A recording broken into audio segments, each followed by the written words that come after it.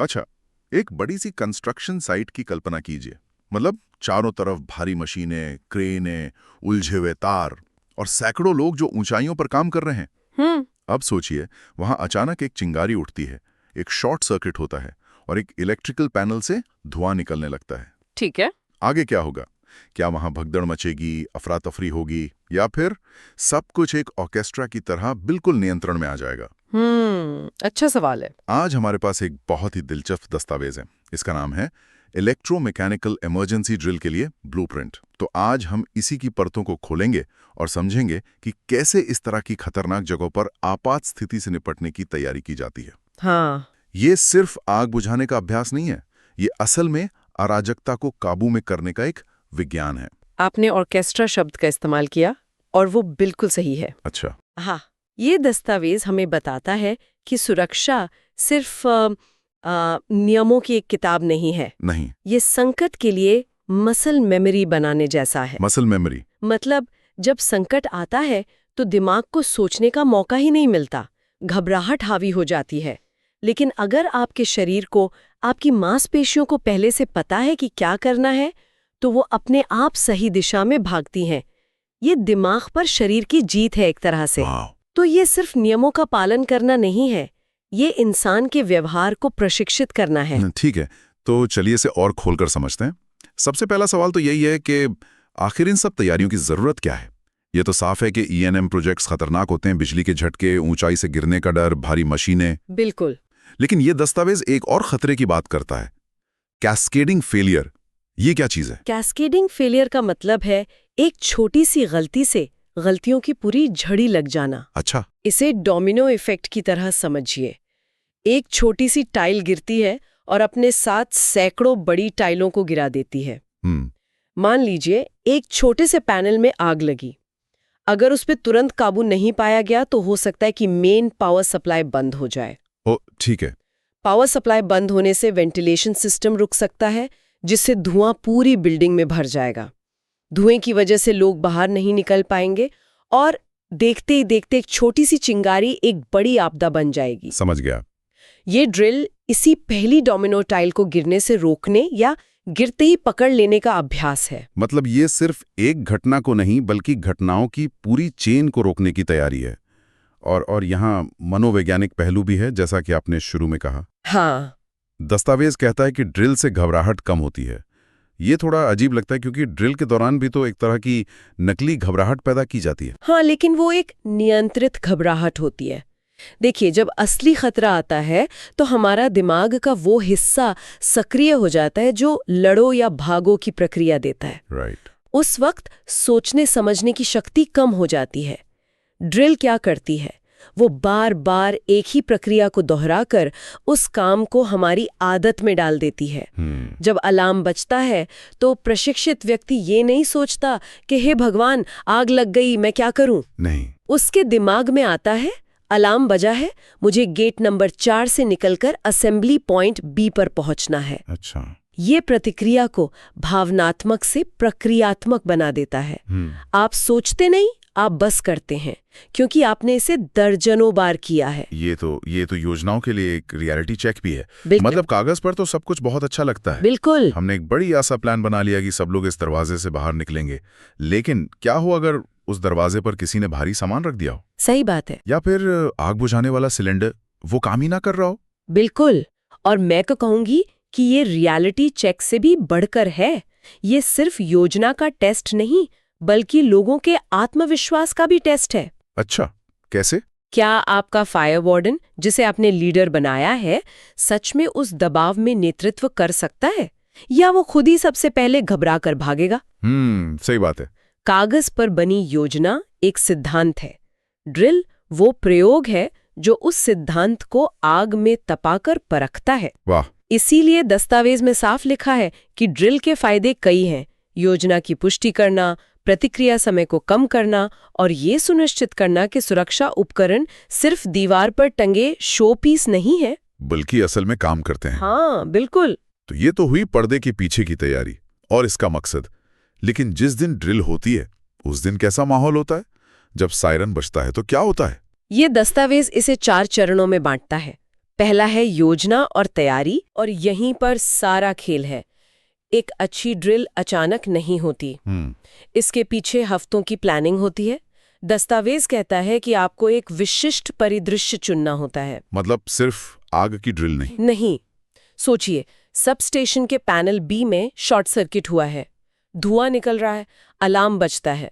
अब ड्रिल इस बात की है कि क्या सही व्यक्ति सही तरह का अग्निशामक यंत्र, मतलब CO2 वाला, पानी वाला नहीं, उठाता है। अच्छा। क्या वे जानते हैं कि मेन पावर कहाँ से काटनी है? क्या उन्हें पता है कि उस पैनल के आसपास कौन से केमिकल रखें? विशिष्टता ही यहाँ सब कुछ है। और इसके लिए एक पूरी टीम बनाई जाती है ना, incident controller, observer, first responder. ये तो किसी फिल्म की कास्टिंग जैसा लग रहा है। ये है भी वैसा ही।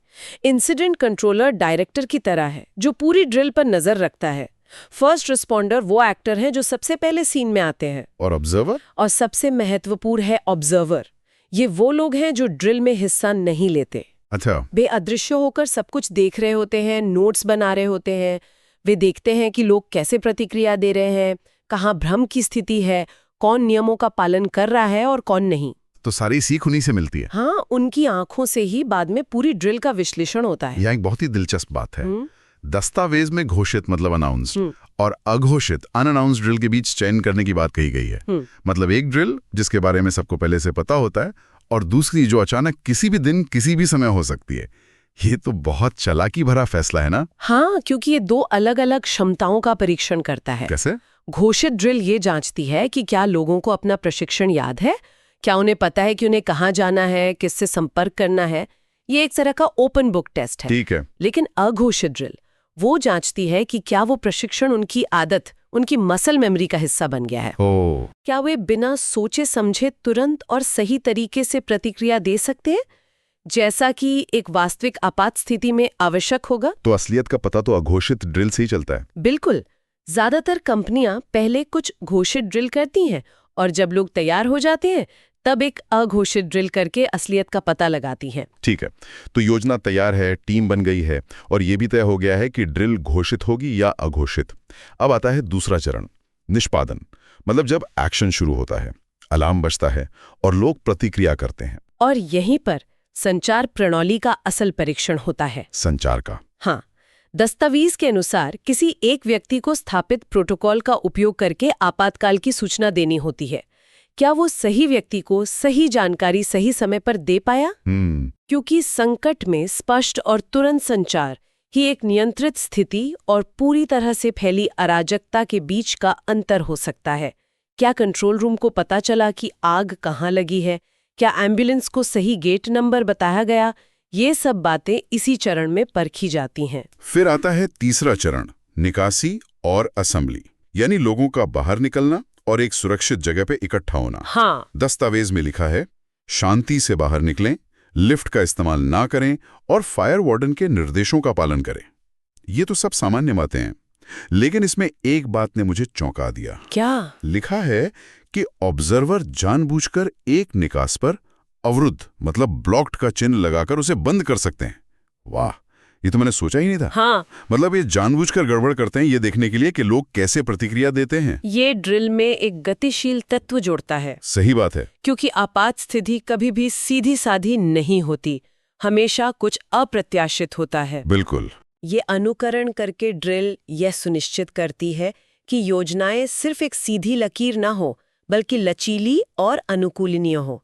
लोग क्या करते हैं जब उनका सामान्य रास्ता बंद हो जाता है? हाँ, क्या वे घबराते हैं? क्या वे घबराते हैं और वहीं खड़े हो जाते हैं, या उन्हें दूसरा वैकल्पिक रास्ता पता होता है?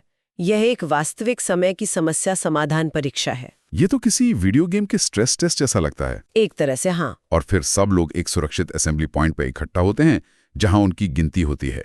लेकिन ड्रिल यहां खत्म नहीं होती। नहीं।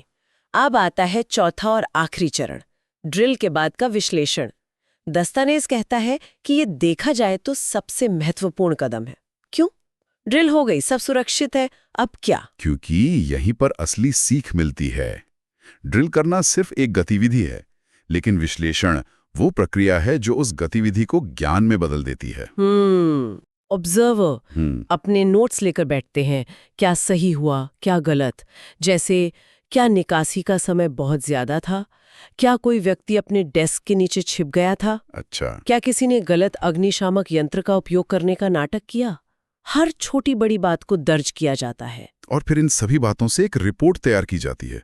दस्तावेज में सुधारात्मक और निवारक कार्यवाहियों यानी कैपा का जिक्र है।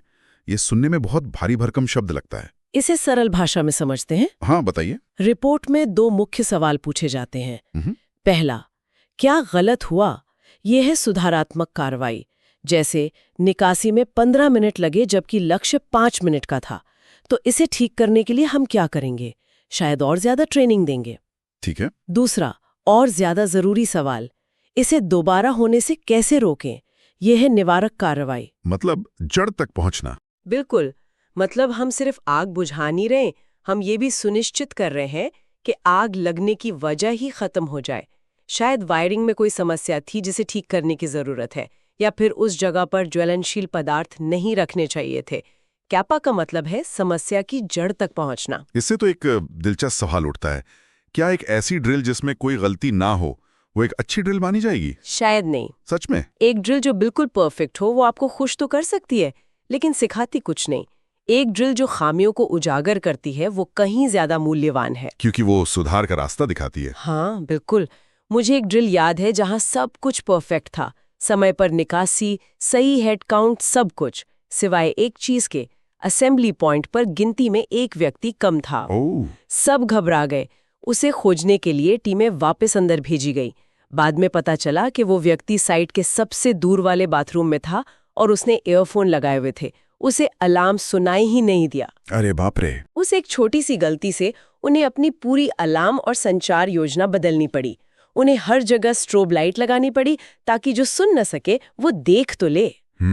तो उस असफल ड्रिल ने उन्हें एक ऐसी चीज सिखाई जो 100 सफल ड्रिल नहीं सिखा पाती। तो कुल मिलाकर एक मॉक ड्रिल सिर्फ एक फायर अलार्म टेस्ट नहीं है जैसा हम स्कूल में करते थे। नहीं, बिल्कुल नहीं। एक उच्च जोखिम वाले ईएनएम वातावरण में ये अराजकता को एक पूर्वानुमानित प्रबंधनीय प्रतिक्रिया में बदलने के लिए एक बहुत ही गहरी डेटा संचालित प्रक्रिया है। हाँ, ये सिर्फ एक योजना बनाने के बारे में नहीं है, बल्कि तैयारी की एक संस्कृति बनाने के बारे में है, जहां हर व्यक्ति, चाहे वो इंजीनियर हो या मजदूर, अपनी भूमिका जानता है। बिल्कुल। ये सुरक्षा को एक निष्क्रिय दस्तावेज से, जो किसी फाइल में पड़ा धूल खा रहा हो, एक सक्रिय जीवित प्रक्रिया में बदल देता है। आप अपनी योजनाओं को लगातार परखते हैं, उन्हें चुनौती देते हैं और उन्हें बेहतर बनाते हैं। परिदृश्यों को चुनने की बारीकी से लेकर जानबूझकर बाधाएं खड़ी करने और अंत में उसका निर्मम विश्लेषण करने तक, ये दबाव में मानवीय और प्रणालीगत व्यवहार की गहरी समझ को दर्शाता है। ये दस्तावेज तो ईएनएम परियोजनाओं पर केंद्रित है, लेकिन ये सोचने पर मजबूर करता है, हमारी अपनी जिंदगी में जो दूसरी जटिल प्रणालियां हैं जिन पर हम हर दिन निर्भर करते हैं, उनके लिए मॉक ड्रिल क्या है? अच्छा पॉइंट है। हमारी व्यक्तिगत डिजिटल सुरक्षा से लेकर हमारे शहर की ट्रैफिक मैनेजमेंट या पानी की सप्लाई जैसी सार्वजनिक सेवाओं तक, क्या उन योजनाओं का भी कभी इस तरह परीक्षण किया जाता है असली संकट आने से पहले? ये सोचने वाली बात है कि हम कितनी चीजों को बस भरोसे पर चलाते हैं बिना किसी स्ट्रेस टेस्ट के।